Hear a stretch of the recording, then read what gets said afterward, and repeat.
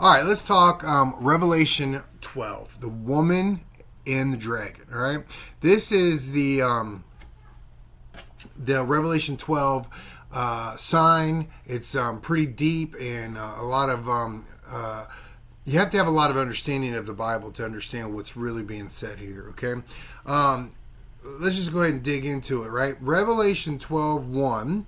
A great sign appeared in heaven: a woman clothed with the sun, with the moon under her feet, and her head a garland of 12 stars. So it's a woman. She's got the sun, the moon, and 12 stars. Right. So the only other place we see this is in Genesis 37:9. Joseph, the dreamer, dreamed another dream, and he told his brothers and said, "Look, I've dreamed another dream. And this time the sun, the moon, and 11 stars bound to me," which is the 12th star. So here is the sun, the moon, and the 12 stars. That's what. So it's Jacob, who is named as Israel, and his wife Rachel, and their 12 kids. The 12 tribes. Right. So that's what this is. Israel is the woman. Okay. Now Israel is married to God. For Isaiah 54:5, for your maker is your husband, the Lord of hosts is his name, and your Redeemer is the Holy One of Israel. He is called the God of the whole earth. So Israel's the woman who's married to God, and she had a child. All right, so Jeremiah 3:6, the Lord said unto me in the days of Josiah the king, have you seen what backsliding Israel has done? She has gone up on every high mountain and under every green tree, and there played the harlot. Now she cheats on God. Israel continually cheats on God. That has been Israel's main stance since their relationship together, is that they keep committing adultery. They keep serving other gods, okay? They keep denying the Lord. Jesus is the Lord, and they denied the Messiah, okay? But God is faithful, okay? And he makes promises, and he keeps those promises with Israel. This is what the tribulation is about. Now, right now, we're at the midpoint of the tribulation. Okay, Revelation 12 is at the midpoint. There's a lot that's going on here, right? So when we're reading this and we see that she cheats on God, right? But then in Revelation 12:2, that being with child, she cried out in labor and in pain to give birth.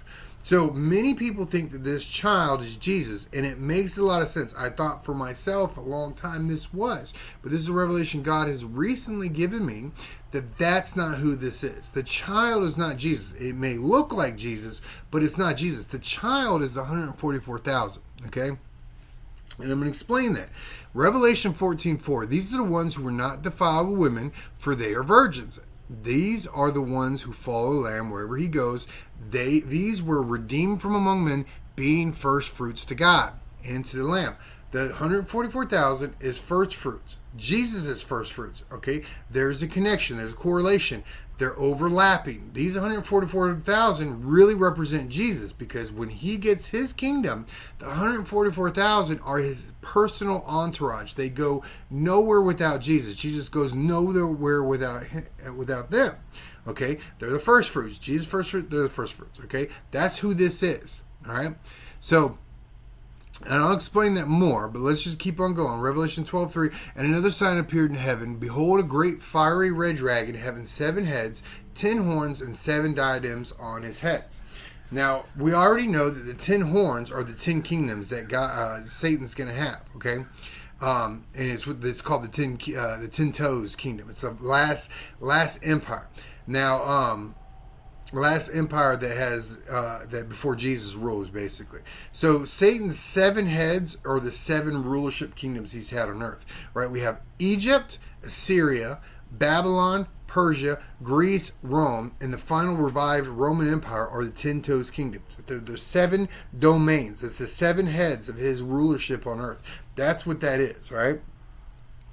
Now, Revelation 12:4, his tail drew a third of the stars of heaven and threw them to earth, and the dragon stood before the woman who was ready to give birth to devour her child as soon as it was born. Okay, now stars can be seen as angels. If we go back and read Revelation 1:20, the 7 stars that were in right hands were the 7 angels. Okay, so stars can be angels. So these are Satan's angels, all right? And what's happening right here is he's getting ready to kill the 144,000. He's had enough of them. They've prospered since the beginning of the tribulation till now. This is about the midway point where the abomination of desolation is about to happen, or it is happening at this point. And the 144,000 is speaking against it because they are sealed. They realize that Jesus is the Messiah and they missed it, and they start proclaiming the truth, okay? So the Holy Spirit seals these 144,000 and they're ready to die, all right? Revelation 12:11, and they overcame him by the blood of the Lamb and by the word of the testimony, and they did not love their lives to death. They're ready. They're willing and ready to die to proclaim that the beast, that Satan, that the Antichrist, everything is wrong. It's not truth. It's not Jesus. They're standing against this system, okay? All right, Revelation 12:5, she bore a male child who was to rule all the nations with a rod of iron. And her child was caught up to God in his throne. All right, now this isn't just allegorized of all summary of all Israel. This is going on midway tribulation, okay? And many people thought this is the church because it's caught up. And that word caught up is the Greek word harpazo, where we get the term rapture. So they think this is the church because the church was born out of Israel, right? Because the first church members was the apostles, who are all Jewish men. But we're not Jewish. We are the Gentiles. We're the fullness of the Gentiles. That is not who this is. This is 144,000. They are caught up. See, they're willing to die. They're about to die. And these are the ones who's going to rule with Jesus with a rod of iron, the 144,000, his personal entourage, and they're ready to die. But they don't, because they're caught up to God. They are snatched away. They are caught up. Now, see, some people say this is Jesus as well, but Jesus ascended into heaven. It wasn't a catching up. The catching up is a quick event. It's by force, okay? Jesus ascending into heaven is not being caught up. It's just slowly going. They watched him. Caught up, the rapture, is in a moment, a twinkling eye. It's quicker than that, okay? So this is not them. All right, this is not Jesus. This is 144,000. They are caught up. See, Satan is about to kill them because how dare you stand against me? Because this is my kingdom now, and I'm going to kill you. But they don't. All right, he doesn't. So let's go on. 12:6. Then the woman fled into the wilderness where she has a place prepared by God, and they should feed her 1,260 days. Now remember, Jesus warns Israel to flee when this happens. Matthew 24:15. Therefore, when you see the abomination of desolation spoken of by Daniel the prophet standing in the holy place, whoever reads, let him understand. Let loose those who are in Judea, flee to the mountains. Let him who is on the housetop not go down and take anything out of his house. And let him who is on the field not go back to get his clothes. But woe, curse to those who are pregnant and to those who are nursing baby in those days. And pray that your flight may not be in winter or on the Sabbath. This is why you know it's for Jews, because the Gentiles don't honor the Sabbath. We don't follow the Sabbath. This is strictly a Jewish audience that he's talking to. For then there will be great tribulation. When you see the abomination, then is the great tribulation. All of it's tribulation, okay? But this is the great tribulation, the last half, okay? All of it's wrath, but this is the great wrath. This is wrath being poured out, okay?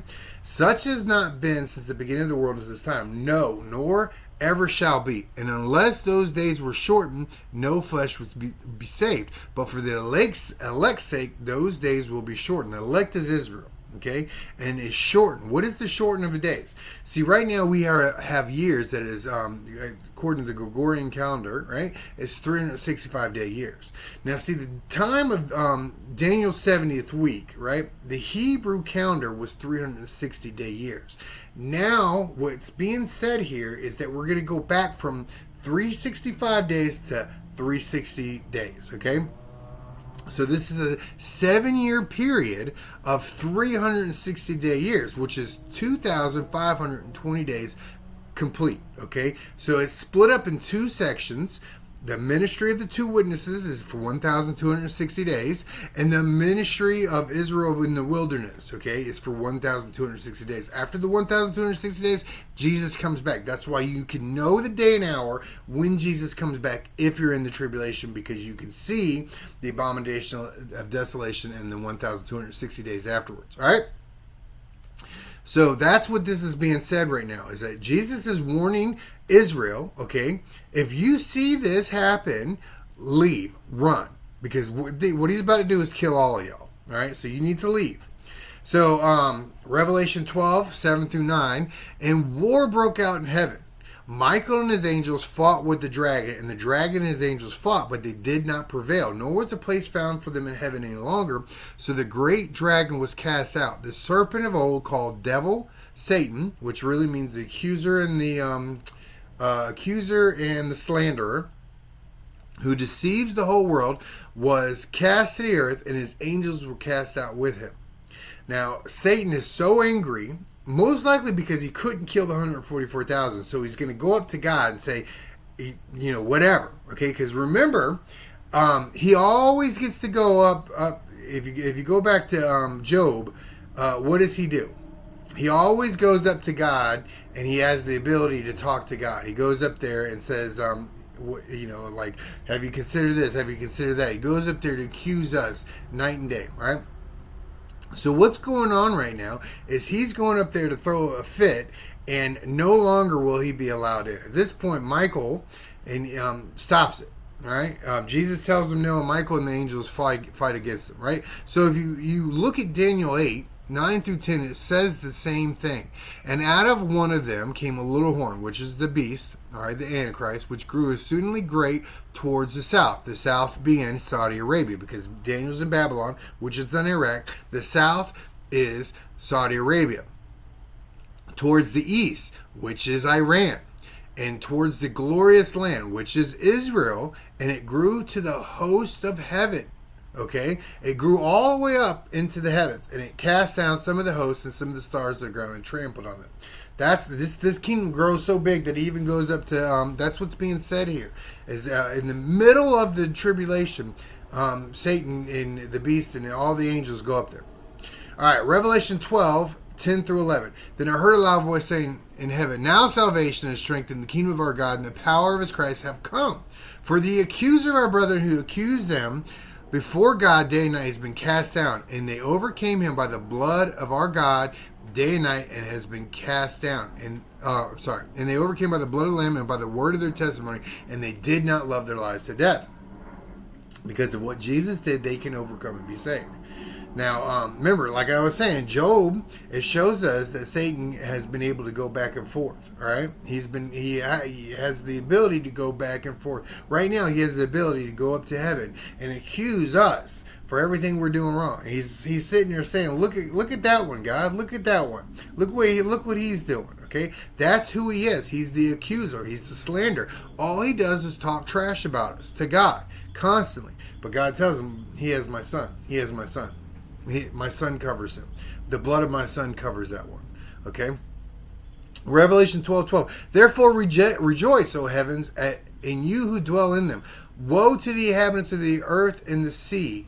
For the devil has come down to you, having great wrath, because he knows that he has a short time." Remember, earth and sea. Sea, Isaiah 27:1 tells us that's where the Leviathan, the serpent, the twisted serpent, resides. So the sea is the devil's kingdom, and then our kingdom is of earth, because we're made from the dust of the earth. So you have the sea, which is the devil's kingdom, and the earth, which is our kingdom. And that's what is being said here, because woe, curse to them, those two kingdoms, because the enemy knows he has a short time. He is so mad. He only has 3.5 years now.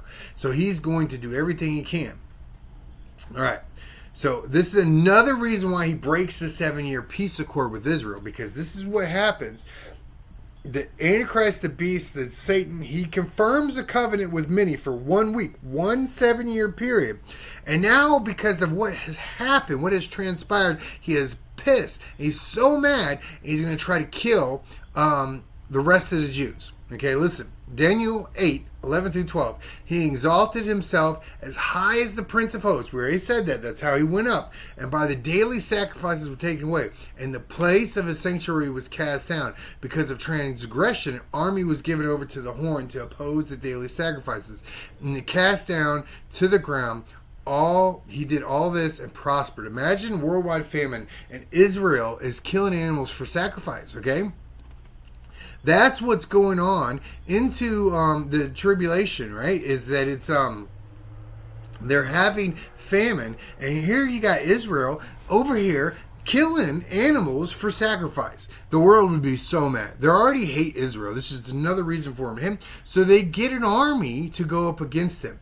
Now Satan is going to kill every single one. But so you can't ever make a deal with Satan, because he's always going to lie. All right? He's the father of all lies. John 8:44. You are your father's the devil. The desires of your fathers you want to do. He was a murderer from the beginning, and he does not stand in truth, because there is no truth in him. When he speaks a lie, he speaks from his own resources, for he is the liar and the father of it. You cannot trust Satan. You cannot make deals with him, because all he does is lie. All right? And he'll break it. Now, when the dragon saw that he had been cast to the earth, he persecuted the woman, Israel, who gave birth to the male child, the 144,000. But the woman was given 2 wings of a great eagle, that she might fly into the wilderness to her place, where she is nourished for a time, times, and a half time, from the presence of the serpent being the devil. All right, so God's going to supernaturally protect Israel, the ones who fled, the ones who obeyed Jesus and left Israel. Okay, the rest are not so protected. Okay, during the tribulation, we know that there is no more church, there is no more protection. Okay, see, Jesus says that the church, they're on this rock I will build my church, and the gates of hell shall not prevail against it. The church will always be protected. The gates of hell will not prevail against it. When we read Revelation, we see the gates of hell are unleashed. All right, and it says in Daniel and in Revelation that the Antichrist overcomes them. So he overcomes any saints. So therefore, it's not the church. The church is gone. That happens at the pre-tribulation rapture. All right, chapter 4. All right. Now this is a mid-tribulation rapture for the 144,000. They are supernaturally rescued. And then Israel, who listened and obeyed God, Jews who listened and obeyed God and left Judea, they are protected in the desert, in the wilderness, just like in Exodus. Okay, because God is a God of pattern and prophetic nature. Okay, He will supernaturally protect them. Us, if we're left behind, no, you are not going to be supernaturally protected, because God gave you a way out, and that is the rapture. That is why He's telling you to be watching and ready always for Jesus, so that you may escape all the things that are coming. Now, time, times, and half time is a year. Times is 2 years, and a half is a half a year, right? So it's 3.5 years. So the serpent spewed water out of his mouth like a flood after the woman, that he might cause her to be carried away by a flood. But the earth helped the woman, and the earth opened its mouth and swallowed up the flood, which the dragon had spewed out of his mouth. And the dragon was enraged with the woman, and he went to make war with the rest of her offspring, who keep the commandments of God and have the testimony of Jesus. Now, that's what I'm saying. If you do not leave Israel, you will die. See, Zechariah 13:8. So many Jews died during this time. Zechariah 13:8. And it shall come to pass in the land, says the Lord, that 2/3 in it shall be cut off and die. Not 1/3 shall be left in it. Okay? So, the Holocaust, 1 in 3 Jews were killed. In this Holocaust, it will be 2 out of 3 Jews will be killed. It's going to be massive Holocaust, massive murder, mass killing, because Satan is so mad at God that he's going to take it out on his people. Okay, that is what's going on. That's what chapter 12 is about. It happens right at the middle. Okay, this the beast, it overlaps with the 2 witnesses. The beast kills the 2 witnesses, and they lie in the street for 3.5 days. Okay, and so that happens at the midway point. All right, all this is happening at the midway point. He's so full of himself that he's got his kingdom. He's going to do what he thinks he can do and get away with. But God is the author of everything. He has the final word. So that's my belief. That's my understanding. That's what God has given me, the revelation of what that means. And I hope this has encouraged and helped you and gave you understanding as well. Because like I said, I don't want to live and die or fly with Jesus and not share this revelation with the body. So I'm just trying to build up the body and give you what he has given me. So I hope this helps. God bless.